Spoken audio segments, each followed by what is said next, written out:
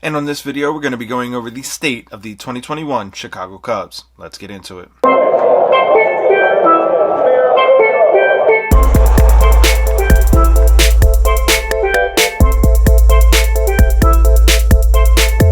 What's going on, Ledger Nation? Jeremy Laracuente here for the Baseball Banter Broadcast on the Laracuente Ledger Network.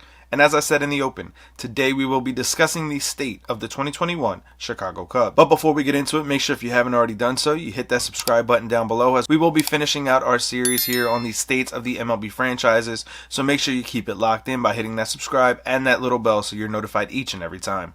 So as we look at the 2021 Chicago Cubs, we have to look back at this offseason and the players that they would lose. They would trade away Darvish, not re-sign Jon Lester, and non-tender Kyle Schwarber. Now, when these moves were made, Cubs fans were a little bit apprehensive and annoyed at the fact that this Cubs team seemingly was going to start another rebuild. Now, we would now see how they would kind of pivot and transition going into the rest of the offseason. But losing these three players, to me, are going to play a significant role for the Cubs in 2021. Now, Chicago would pivot back and start making moves to be aggressive and be competitors in 2021. They would bring in Joc Peterson. Now, to me, this is going to be one of the best off-season moves and acquisitions for every single team. Joc Peterson was not really given an opportunity, in my opinion, to play every day in Los Angeles, and thus his platoon splits really showed it. When you look at what he's going to be for the Chicago Cubs, he's likely going to be the everyday left fielder. This will give him an opportunity to not just play against right-handers, but also increase his ability against lefties. Having this opportunity is really going to make him an even better and stronger player. When you look at what he's going to be capable of providing the Cubs, this is a potent left-handed bat and an already significant offense. Now, in losing Darvish and Jon Lester, the Cubs would kind of bring back a fan favorite in Jake Arrietta. Now, Arrietta is not going to be the same guy that he was when he was winning the Cy Young in 2015 and helping them win the World Series in 2016. But this is still going to be a reliable veteran pitcher as long as he remains healthy.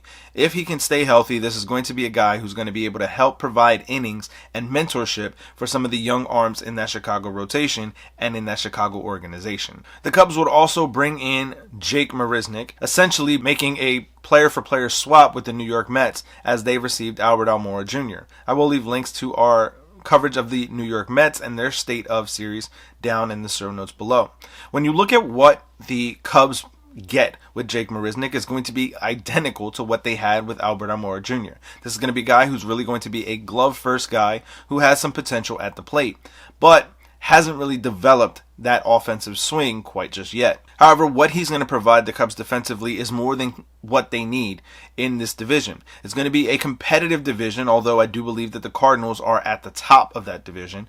This is going to be competitive nonetheless. All the teams in this division outside of the Pirates are going to have an opportunity to compete at the top of that division. So it's going to be a fun season in the National League Central to see who shakes out on top. Now, as we jump into the state of the rotation, again, the losses of Darvish and Jon Lester are going to be very significant.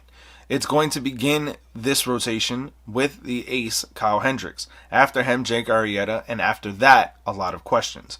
How the Cubs decide to mix and match and piece together this rotation and this pitching staff as a whole is going to be an interesting mix for the second-year manager, David Ross. Nonetheless, the Cubs are going to have to get innings out of this rotation, so however they decide to shake it out is going to be an interesting mix. Now, as we look at the state of the bullpen for the Chicago Cubs, this is going to be just as shaky as the back end of the rotation for the Cubs.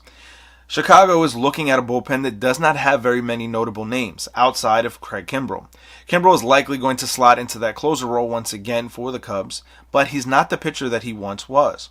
When you look at what he was with Atlanta, this was a dominant and dangerous force coming out of that bullpen.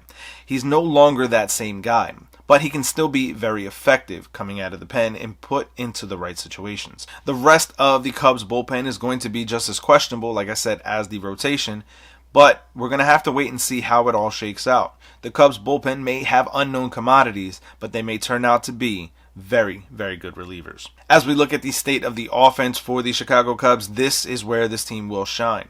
Players like Anthony Rizzo, Chris Bryant, obviously Javi Baez, the aforementioned Joc Peterson are all going to be able to provide some serious offensive threats each and every time they step up to the plate. Yes, many of them had down seasons in 2020, but to me that's more of an anomaly because of the strange season that was 2020, as opposed to their talent withering away. I think when you look at what this team is going to be able to do, it's going to be based on their offense. And if their pitching can hold up, their offense is going to be able to sustain them and push them to a postseason run. Now, as we look at the state of the franchise for the Chicago Cubs, as much as I believe in this offense, I'm very, very weary of their starting pitching and their bullpen. When you look at what wins in the postseason, it's pitching, defense, and timely hitting. When you look at what this team is going to be, they're going to have a very good defense. There's no doubt about it. They're going to be a team that can catch the ball. Mariznick in center, Jason Hayward in right, Jock Peterson in left, Javi at short, Rizzo at first. This is going to be a very solid team defensively. But when it comes to their pitching, that to me is going to be a very, very weak aspect for this team. The losses of Yu Darvish and John Lester are going to ring very heavy for this franchise. And while I do think that they will be very competitive in 2021, I find it very hard to believe that with the staff that they have throwing the ball, they're going to make their way back to the postseason in 2021. So with that in mind, I do think that there are going to be some moves that the Chicago Cubs make during this season, trading away some of their best players.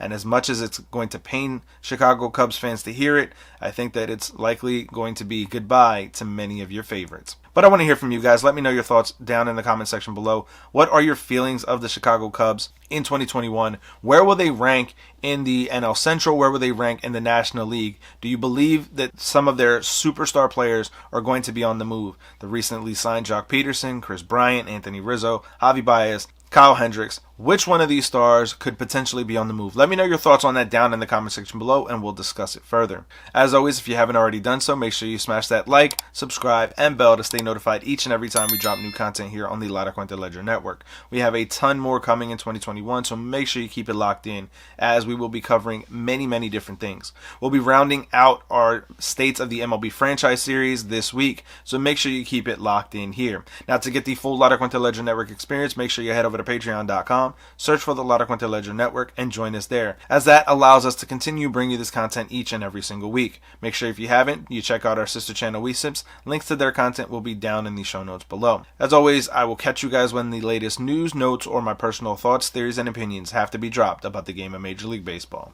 Peace.